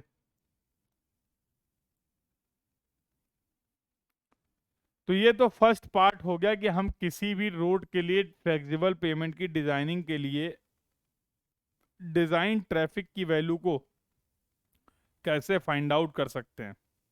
But अभी बात पूरी कंप्लीट नहीं हुई है, अभी डिस्कशन पूरा कंप्लीट नहीं हुआ है, क्योंकि आपने बोला था कि सर जब कभी भी हम फ्लेक्सिबल पेमेंट की थिकनेस की बात करेंगे तो उसके लिए दो इनपुट पैरामीटर रिक्वायर्ड हैं, एक डिजाइन ट्रैफिक और दूसरा हो गया हमारा सीबीआर ऑफ द सॉइल। ठीक है, आइए साहब सॉइल की बातचीत कर लेते हैं, और यहाँ पर सॉइल की बातचीत को समझने के लिए we are going to discuss about the CBR test. तो आइए जरा बात करते हैं सीबीआर टेस्ट के बारे में। Now let's discuss about the CBR test. Now let's discuss about the CBR test. समझिए क्या होता है। जो भी सॉइल है, तो मैं मेन मेन बातें आपको बताता हूँ। इस सॉइल को मैंने क्या किया, एज पर द स्पेसिफिकेशन यहाँ पर फिल कर दिया। एक हमारे पास सिलेंड्रिकल माउल्ड है, इसमें सॉइल को फिल कर दिया। फिर हमारे पास एक होता है प्लंजर, और इस प्लंजर का डाया होता है 5 सेंटीमीटर। 5 सेंटीमीटर डाया का प्लंजर होता है, जिसकी हेल्प से हम यहाँ पर अप्लाई करते हैं लोड। और लोड को मेजर करने के लिए यहाँ पर हम एक लगा देते हैं डायल गेज, ताकि हमें पता रहे कि कितना लोड हम अप्लाई कर रहे हैं। जाहिर सी बात है बेटा, जब आप इस लोड को अप्लाई करेंगे तो ये प्लंजर क्या करेगा, ये पेनिट्रेट करेगा सॉइल में। This plunger, when you are going to apply the load on this plunger, तो दिस प्लंजर विल पेनिट्रेट। तो तुम्हें नहीं लगता यहां से हम इस टेस्ट की हेल्प से लोड वर्सेस पेनिट्रेशन का डेटा इकट्ठा कर सकते हैं? भाई अलग अलग लोड पे कितना पेनिट्रेशन है, या फिर ऐसे बोलें कि किसी पर्टिकुलर पेनिट्रेशन के लिए कितना लोड रिक्वायर्ड है, ये दोनों डेटा हमें मिल जाएगा। बोलो। और इस डेटा को बेटा जब आप प्लॉट करोगे, तो मान लो फॉर एग्जांपल यहां पर मैं रिप्रेजेंट कर देता हूं पेनिट्रेशन इन mm, और यहां पर मैं लोड को रिप्रेजेंट कर देता हूं लोड इन kg। तो कुछ इस तरीके का कर्व आपको देखने को मिलता है, जिसकी शेप होती है throughout convex. The shape of this curve you will get, that is going to be the throughout convex. अब इस कर्व से हमें क्या करना है, यहां पर हमें दो वैल्यू चाहिए, corresponding to the 2.5 mm penetration और corresponding to the 5 mm penetration. हम यहां से ये दो लोड निकाल सकते हैं क्या? इस टेस्ट की हेल्प से क्या हम ये P1 और P2 पता कर सकते हैं for any given soil sample, yes और नो? आप लोड अप्लाई करते जाइए, हर पेनिट्रेशन के करस्पॉन्डिंग आपको लोड की वैल्यू पता होगी। और अगर as you know this data, तो yes we can find out the load corresponding to the 2.5 mm penetration of the plunger, and we can find out the load corresponding to the 5 mm penetration of the plunger for the given soil sample, yes or no? इस test के setup की help से क्या हम ये P1 और P2 value निकाल सकते हैं? एक्चुअल में सीबीआर टेस्ट करता क्या है, ये आपको आपकी सॉइल की रिलेटिव स्ट्रेंथ का मेजर दे रहा है। ये बताएगा आपको सॉइल में रिलेटिव स्ट्रेंथ क्या है। और जाहिर सी बात है बेटा, अगर आप बात कर रहे हो रिलेटिव स्ट्रेंथ की, तो किसी एक दूसरे मटेरियल के रिस्पेक्ट में ही तो आप ये स्ट्रेंथ डिफाइन करेंगे। अगर आप बोल रहे हैं कि सर हम किसी मटेरियल की रिलेटिव स्ट्रेंथ को डिफाइन कर रहे हैं, तो मैं पूछूंगा ना किस मटेरियल के रिस्पेक्ट में, किस मटेरियल के रिस्पेक्ट में आप रिलेटिव स्ट्रेंथ डिफाइन कर रहे हैं? तो यहां पर हम लोग डिफाइन करते हैं सॉइल की स्ट्रेंथ को स्टैंडर्ड एग्रीगेट के रिस्पेक्ट में। तो किसी भी गिवन सॉइल के लिए आप सीबीआर कैसे निकाल सकते हैं, जरा इस बात को समझिए। तो पहले मैं लिखता हूं सीबीआर का जनरल फॉर्मूला। तो सीबीआर को हमेशा हम लोग रिप्रेजेंट करते हैं परसेंटेज में, और ये होता है load oblique stress taken by soil for 2.5 और 5 mm penetration divide by the load और stress taken by standard aggregate for 2.5 और 5 mm पेनिट्रेशन मल्टीप्लाई बाय 100। ये जनरल फॉर्मूला हो गया सीबीआर को डिफाइन करने का। तो अब आप इस फॉर्मूले की हेल्प से ये समझ सकते हैं कि हम यहाँ पर सॉइल की स्ट्रेंथ को डिफाइन कर रहे हैं किसके रिस्पेक्ट में, स्टैंडर्ड एग्रीगेट के रिस्पेक्ट में। We are defining the relative strength of the soil with respect to और in the terms of the standard aggregate. अब ये कहानी क्या है? अब आपने बोला कि सर एक काम करते हैं, एक माउल्ड लेते हैं और इस माउल्ड में, इसी सेम माउल्ड में अगर अब हम स्टैंडर्ड एग्रीगेट को फिल कर दें और फिर प्लंजर की हेल्प से लोड अप्लाई करें तो 2.5 mm के करस्पॉन्डिंग कितना लोड आएगा और 5 mm के करस्पॉन्डिंग कितना लोड आएगा। अगर मुझे ये वैल्यू पता चल जाए, सॉइल के लिए 2.5 mm के करस्पॉन्डिंग कितना लोड आ रहा है, सॉइल के लिए 5 mm के करस्पॉन्डिंग कितना लोड आ रहा है, तो फिर हम सॉइल का सीबीआर निकाल सकते हैं। डोंट यू थिंक अगर हम कहीं पे भी एग्रीगेट को चेंज नहीं कर रहे हैं, हम बात कर रहे हैं स्टैंडर्ड एग्रीगेट की, तो यार भैया ये तो वैल्यूज जो होंगी ये तो स्टैंडर्ड वैल्यू हो जाएंगी ना भैया। सॉइल अगर अलग अलग जगह की चेंज होगी तो लोड की वैल्यू चेंज होगी corresponding to the 2.5 mm penetration and 5 mm penetration. अब स्टैंडर्ड एग्रीगेट को हम चेंज नहीं कर रहे हैं, तो चाहे कश्मीर में बैठ के टेस्ट कर लो, चाहे कन्याकुमारी में बैठ के टेस्ट कर लो, स्टैंडर्ड एग्रीगेट के लिए तो ये लोड की वैल्यू फिक्स हो जाएंगी ना।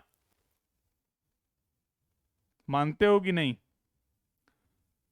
सॉइल सैंपल अगर वेरी करेगा तो उसके लिए लोड की वैल्यू अलग अलग होगी, बट अगर सभी जगह हम लोग स्टैंडर्ड एग्रीगेट के टर्म्स में ही डिफाइन कर रहे हैं तो स्टैंडर्ड एग्रीगेट के लिए 2.5 mm के करस्पॉन्डिंग और 5 mm के corresponding for standard aggregate the load are not going to be changed.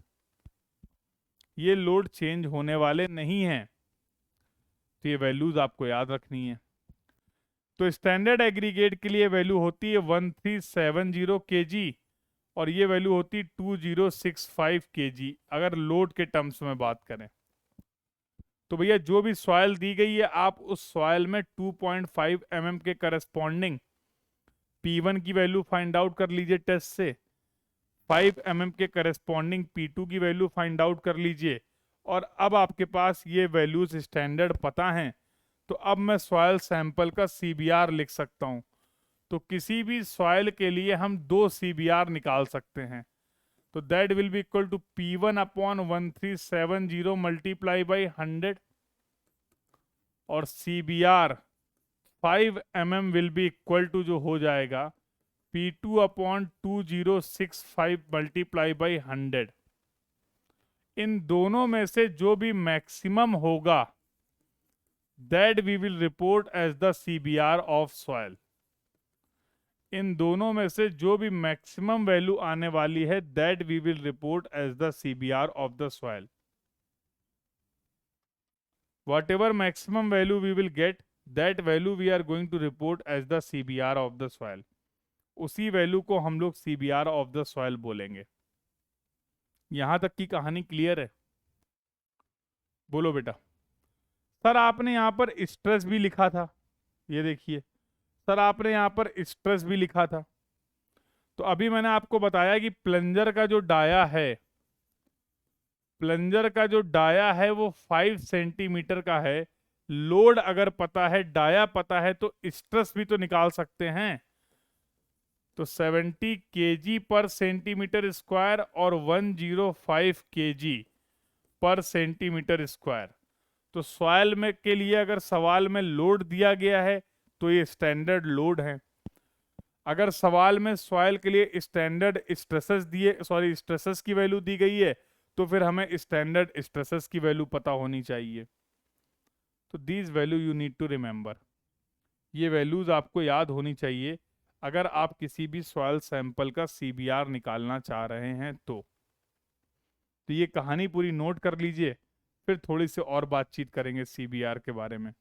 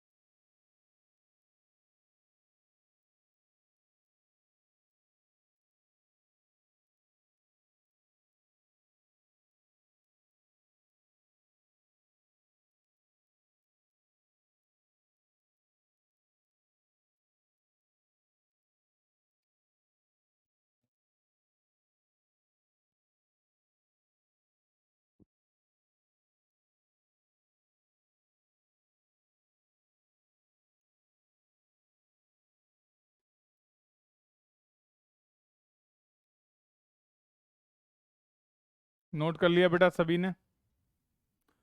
तो in this way you can report the CBR of the soil. अब यहाँ पर कुछ इंपॉर्टेंट बातें हैं, नोट पॉइंट हैं जो आपको समझने हैं। दो नोट पॉइंट हैं।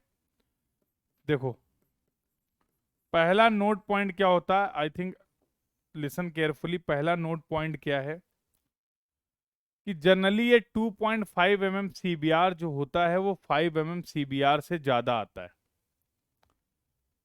जब कभी भी आप ये टेस्ट करेंगे, जो भी आपके पास रिजल्ट्स आएंगे, जब आप उनको ऑब्जर्व करेंगे, तो व्हाट यू विल फाइंड कि generally 2.5 mm CBR will have the greater value as compare to the 5 mm CBR. तो कोई प्रॉब्लम नहीं है, जो भी मैक्सिमम वैल्यू होती है उसको हम लोग रिपोर्ट कर देते हैं as the CBR of the soil.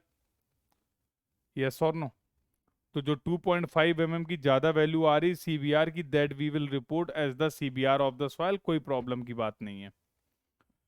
लेकिन कभी अगर ऐसा हो गया कि आपने टेस्ट कंडक्ट किया और आपका सीबीआर 5 mm ज्यादा आ रहा है, as compare to the CBR 2.5 mm, उस केस में क्या करें? अगर आपने कभी कोई टेस्ट कंडक्ट किया और आपके जो रिजल्ट्स आ रहे हैं वो ये दिखा रहे हैं कि CBR 5 mm is greater than CBR 2.5 mm, तो उस केस में एक इंपॉर्टेंट गाइडलाइन है। क्या गाइडलाइन है? कि if CBR 5 mm is greater than CBR 2.5 mm, so there is an important guideline, repeat the test। तो यहां पर आप डायरेक्टली CBR 5 mm को सॉइल का CBR रिपोर्ट नहीं करेंगे। समझ पा रहे हो? अगर कभी ऐसा होता है कि CBR 5 mm की वैल्यू ज्यादा आ रही है as compare to the CBR 2.5 mm, तो उस केस में फिर हमें CBR 5 mm की वैल्यू को डायरेक्टली रिपोर्ट नहीं करना है as the CBR of the soil. उस केस में फिर हमें क्या करना है कि एक बार हमें टेस्ट को रिपीट कर लेना है। टेस्ट को रिपीट करने के बाद भी मान लो स्टिल अभी भी ये रिजल्ट आ रहे हैं कि CBR जो 5 mm है वो ज्यादा है CBR 2.5 mm से, तो फिर अब आप CBR 5 mm को रिपोर्ट कर दीजिए as the CBR of the soil. तो ये इंपॉर्टेंट गाइडलाइन है कि जब कभी भी ऐसा हो तो एक बार भैया टेस्ट को रिपीट करके देख लेना, और अगर वही सेम रिजल्ट कंटिन्यू हो रहे हैं, अगर वही सेम सिचुएशन कंटिन्यू हो रही है, तो फिर आप CBR 5 mm को as the CBR of soil consider कर सकते हैं। पहला नोट पॉइंट सभी को क्लियर है? पहला नोट पॉइंट सभी को क्लियर है related to the CBR test? First note point is clear to everyone related to the CBR test, yes or no? First note point is clear to everyone related to the CBR test, yes or no? कहीं कोई doubt, कहीं कोई query? If anyone having any doubt, any query, you can ask your doubt.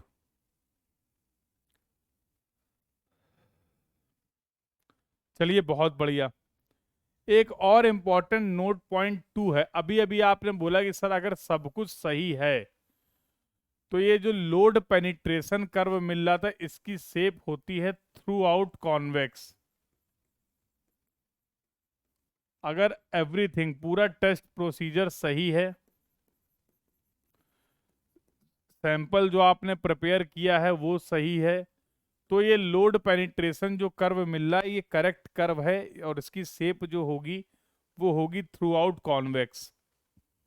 तो अगर ऐसा है तो कोई दिक्कत ही नहीं है। करस्पॉन्डिंग टू द 2.5 mm और corresponding to the 5 mm soil sample के लिए हम लोड की वैल्यू P1 और P2 की वैल्यू इस कर्व से डायरेक्टली निकाल सकते हैं। लेकिन जब कभी का आप देखो CBR टेस्ट करोगे तो कभी ऐसा भी हो सकता है आपके साथ कि ये कर्व कुछ इस तरीके से आपको मिले, ये कर्व कुछ इस तरीके से आपको मिले, ग्रीन वाला। तो ग्रीन वाले कर्व में आप क्या देख पा रहे हैं? इस वाले पोर्शन में इसको बोलते हैं इनिशियल कॉनकेविटी। इस कर्व में आपको एक इनिशियल कॉनकेविटी दिख रही है। हाँ 2055 होगा, क्या लिख दिया मैंने? 205, अच्छा 65 लिख दिया, 55 2055, sorry typing error. 2055 kg, yes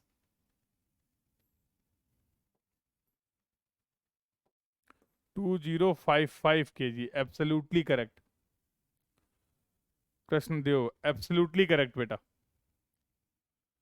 The load corresponding to the standard load corresponding to the 5 mm penetration is going to be 2055 kg. 1370 kg for 2.5 mm penetration and 2055 kg for 5 mm penetration. Stresses की value सही है 70 and 105, उसी basis पे आएगा। इसी load से जब आप निकालोगे this load divide by area of the plunger 5/4 into D square, dia आपको पता है, तो you can find out the stresses. हाँ तो same stresses you will get. तो फॉर 2.5 mm स्टैंडर्ड स्ट्रेसेस की जो वैल्यू आएगी वो 70 kg पर सेंटीमीटर स्क्वायर आएगी, और फॉर 5 mm पेनिट्रेशन जो स्टैंडर्ड स्ट्रेसेस आएगा वो 105, चेक कर सकते हैं आप, 105 for 5 mm diameter plunger, for 5 mm diameter plunger. Clear है? कोई कंफ्यूजन तो नहीं है? थैंक यू बेटा। This point is clear to everyone. और प्लंजर का जो साइज होता है वो स्टैंडर्ड होता है, इस टेस्ट के लिए प्लंजर का जो साइज होता है वो स्टैंडर्ड होता है, 5 सेंटीमीटर डाय का प्लंजर होता है, 5 सेंटीमीटर डायमीटर का आपका प्लंजर होता है। क्लियर है? तो फिर नोट 2 की बात कर लें। If the discussion till now is clear to everyone, can we go for the note 2? Note 2 का डिस्कशन कर लिया जाए।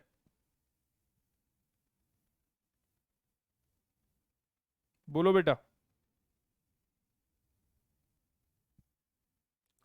तो मैंने क्या बोला कि अगर सब कुछ सही है, प्रॉपर टेस्ट प्रोसीजर को आपने फॉलो किया है, सॉइल सैंपल को बढ़िया से प्रिपेयर किया है, तो भैया इस तरीके का वाइट वाला कर्व मिलेगा, इससे डायरेक्टली P1 और P2 की वैल्यू निकाल लो, कोई दिक्कत नहीं है। लेकिन अगर कभी कोई ऐसा कर्व दिखा जिसमें इनिशियल कॉन्केविटी है, इसका मतलब ये जो कर्व है, ये जो टेस्ट हो गया, इसमें कहीं ना कहीं हो गई ये गलती। तो अब आप इस कर्व की हेल्प से डायरेक्टली P1 और P2 कैलकुलेट नहीं कर सकते। अरे भैया इनकरेक्ट कर्व है ना, तो सबसे पहले हमें यहां पर अप्लाई करने पड़ते हैं करेक्शन। अब करेक्शन में हमें क्या करना पड़ेगा, इसका ओरिजिन शिफ्ट करना पड़ेगा। ये इनिशियल कॉन्केविटी वाला पोर्शन, तो अब ये ओरिजिन हो जाएगा, ना कि ओ। तो first we need to apply the correction. अगर कभी भी आपको इस कर्व में इनिशियल कॉन्केविटी देखने को मिलती है, तो फिर पहले आपको करेक्शंस अप्लाई करने पड़ेंगे, और आफ्टर अप्लाइंग द करेक्शन, उन करेक्शंस को अप्लाई करने के बाद ही सॉइल सैंपल के लिए आप P1 और P2 की वैल्यू बता सकते हैं। सवाल ये नहीं है कि करेक्शंस कैसे अप्लाई करते हैं, सवाल यहां पर ये है कि ये इनिशियल कॉन्केविटी जो आई है, ये जो इनिशियल कॉन्केविटी आई है, इसके रीजन क्या हैं?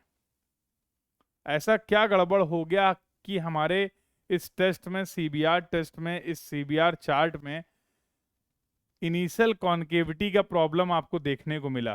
तो उसके कुछ इंपॉर्टेंट रीजंस हैं, देखो। तो आपने प्रिपेयर करा था ये सॉइल सैंपल, और इस तरीके से सॉइल सैंपल था, और ये था तुम्हारा प्लंजर, ये था तुम्हारा प्लंजर। तो ये इनिशियल कॉन्केविटी आपको देखने को मिलेगी अगर ये टॉप लेयर ऑफ सॉइल जो है ये सॉफ्ट रह गई, soft top layer of soil.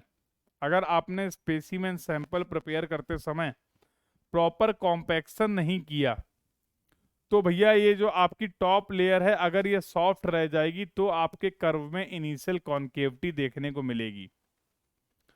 And second reason क्या है, if the contact between the soil and plunger, if the contact between the soil and plunger is not perfectly horizontal। अब जैसे यहां पर मैंने जो डायग्राम बनाया है, देखो इंक्लाइंड कांटेक्ट है, प्लंजर और सॉइल की जो लेयर है इसका इंक्लाइंड कांटेक्ट है। ऐसी सिचुएशन पे अगर आपने ये टेस्ट कंडक्ट कर दिया, ऐसी सिचुएशन पे अगर आपने ये टेस्ट कंडक्ट कर दिया, तो यहां पर जाहिर सी बात है आपको इनिशियल कॉन्केविटी देखने को मिलेगी। You will find the initial concavity on the curve. तो दीज आर द रीजंस। अगर आपने प्रॉपर कॉम्पैक्शन नहीं किया, टॉप लेयर जो है वो सॉफ्ट है, प्रॉपर स्टिफनेस नहीं है, या ये जो सॉयल और प्लंजर का कांटेक्ट है वो परफेक्ट नहीं है, तो इन दोनों ही केसेस में आपको इनिशियल कॉन्केविटी देखने को मिलेगी। और इस इनिशियल कॉन्केविटी के लिए first you should apply the correction, then you can find out the load for the soil that are P1 और P2। अब सॉयल के लिए अगर आपको लोड पता चल गए हैं, तो उसके बाद हमारे पास स्टैंडर्ड लोड्स हैं जिनकी हेल्प से हम सॉयल सैंपल का CBR फाइंड आउट कर सकते हैं। अब मुझे सॉयल का CBR भी पता चल गया और जो पेमेंट मैं बनाना चाह रहा हूं उसका मुझे डिजाइन ट्रैफिक भी पता चल गया है। तो once we know the CBR of the soil, once we know the design traffic, now we can follow the further procedure, जो कि आपको नहीं फॉलो करना है। As per IRC 37, to find out the thickness of the different layer or to find out the thickness of the total flexible payment। तो हमारा discussion यहाँ पर लिमिटेड था कि how we can find out the design traffic and how we can find out the CBR of the soil. तो CBR से भी related आपके बहुत सारे सवाल हैं जो अलग अलग एग्जाम में फ्रिक्वेंटली, थ्योरेटिकल क्वेश्चंस की बात करें या न्यूमेरिकल क्वेश्चंस की बात करें, दोनों ही तरीके के क्वेश्चंस यहाँ से आते रहते हैं। तो एक बार मेरे सभी लाल एक बार चैट बॉक्स में ये कंफर्म कर देंगे कि how we can calculate the design traffic, design traffic का कैलकुलेशन कैसे किया जाए और CBR को कैसे फाइंड आउट किया जाए। ये दोनों पॉइंट सभी को क्लियर है कि नहीं, और दोनों से 2-2 नंबर के सवाल आते हैं। CBR का भी न्यूमेरिकल 2 मार्क्स में देखने को मिलता है। तो नाउ अभी आप इस पोजीशन में हैं कि फ्लेक्सिबल पेमेंट के जितने भी सवाल हैं, और हो सकता है हाईवे मटेरियल वाले चैप्टर में कुछ सवाल आपको मिले हों, 1-2 सवाल related to the CBR test जिनको आप उस समय सॉल्व ना कर पाए हों। ठीक है, क्योंकि उस समय आपने CBR का कंसेप्ट नहीं पढ़ा था, but now you are in the position कि अब भैया आप CBR टेस्ट से रिलेटेड जितने भी थ्योरेटिकल और न्यूमेरिकल जो भी जैसे भी सवाल आपके एग्जाम्स में आए हुए हैं, उन सभी सवाल को इजीली आप सॉल्व कर सकते हैं without any problem, without any problem. बोलो भाई, कहानी क्लियर है? The discussion till now is clear to everyone. तो अगर मैं फ्लेक्सिबल पेमेंट की बात करूं तो एक टॉपिक बेटा अभी माइनर टॉपिक रह गया जो कि इंपॉर्टेंट है, जिसके बारे में हम लोग बातचीत करेंगे, वो है ESWL। बिटुमिनस ग्रेड वाला भी नहीं हुआ। बिटुमिनस ग्रेड वाला 1-2 टेस्ट हैं यार जो थ्योरेटिकल टेस्ट हैं, उनके लिए थोड़ा सा एक्स्ट्रा एफर्ट करना पड़ेगा, तो कर लेना। मैंने बताया ना, बहुत ज़्यादा वास्ट टॉपिक है, तो कभी कदार 1-2 क्वेश्चन उन्होंने और भी टेस्ट से पूछ लिए। हम लोगों ने लिमिटेड टेस्ट डिस्कस किए हैं, 3 टेस्ट एग्रीगेट के डिस्कस किए, 2 टेस्ट सॉइल के डिस्कस किए, 4 टेस्ट बिटुमिनस के डिस्कस किए। और उस डिस्कशन के दौरान भी मैंने आपको बताया था कि मटेरियल्स के सिर्फ इतने ही टेस्ट नहीं हैं। तो समटाइम्स यू विल फाइंड सब क्वेश्चन कि उन्होंने एक क्वेश्चन किसी और टेस्ट या किसी और प्रॉपर्टी से रिलेटेड पूछ लिया है, तो अब उसके लिए इतना लोड हम लोग नहीं ले रहे हैं। जो फ्रिक्वेंट हैं, ज़्यादा फ्रिक्वेंट हैं, उनको हम लोगों ने टारगेट किया है। तो इसका अप्रोच ये रहेगा कि जब आप प्रीवियस ईयर क्वेश्चन फॉलो करें और 1-2 क्वेश्चन अगर आपको आउट ऑफ द बॉक्स दिखता है कि हाँ ये टेस्ट हम लोगों ने डिस्कस नहीं किया है, तो उसको आप अपनी कॉपी पर नोट कर सकते हैं, ताकि रिवाइज करते समय उसको रिवाइज करते रहें। सारे टेस्ट को, सारे प्रॉपर्टीज को कवर कर पाना पॉसिबल नहीं है और रिक्वायर्ड भी नहीं है। तो ये मैंने बहुत क्लियर आपको बताया था। ठीक है, तो ऐसे 1-2 क्वेश्चन मटेरियल में मिल सकते हैं, तो do not worry for that, उसके लिए चिंता मत करो। वो क्वेश्चन बहुत फ्रिक्वेंट नहीं होते हैं। ठीक है बेटा। तो फ्लेक्सिबल पेमेंट की अगर बात करें तो फ्लेक्सिबल पेमेंट में सारे बातें हम लोगों ने डिस्कस कर ली है। एक चीज रह गई है जो कि इंपॉर्टेंट है, जिसके बारे में भी हम लोग बातचीत करेंगे, और वो होने वाला है ESWL, equivalent single wheel load. ठीक है, क्या होता है इसका कंसेप्ट, यहाँ से एक न्यूमेरिकल क्वेश्चन भी बनता है, उसके बारे में भी डिस्कशन करेंगे। तो tomorrow we will discuss about that. और इसके बाद बेटा फिर हम लोग बातचीत अपनी कल से स्टार्ट कर देंगे रिजिड पेमेंट की। तो we will have the discussion about the rigid payment also. ठीक है, तो आज की क्लास की डिस्कशन को मैं यहीं तक रखता हूँ। I hope the entire discussion from the today's class is clear to everyone. तो एक बार लास्ट में यार और सभी लोग कंफर्म कर दो कि आज जितनी भी, और बहुत सारे क्वेश्चंस आज की क्लास से रिलेटेड आपको PYQ में मिलने वाले हैं, तो उन सभी क्वेश्चंस को अच्छे से प्रैक्टिस कर लीजिए। कहीं कोई डाउट आए तो डिस्कस कर लीजिए। ठीक है, तो everyone please confirm in the chat box बेटा the discussion from the today's class is clear to everyone. So do practice the question related to the design of the flexible payment. Flexible payment से रिलेटेड जितने भी question PYQ हैं आपके gate और ESE में, कुछ क्वेश्चंस मैंने क्लास में भी डिस्कस किए हैं, बाकी क्वेश्चंस को आप खुद से ट्राई करिए, और कहीं पे भी कोई दिक्कत आए, कोई डाउट आए, कोई क्वेरी आए, तो कल आप मेरे से डिस्कस कर सकते हैं। ठीक है, कल मिलते हैं सेम टाइम पे, टाइमिंग सेम रहने वाली है। Tomorrow we are going to meet at 7 PM, और कल हम लोग बातचीत स्टार्ट करेंगे।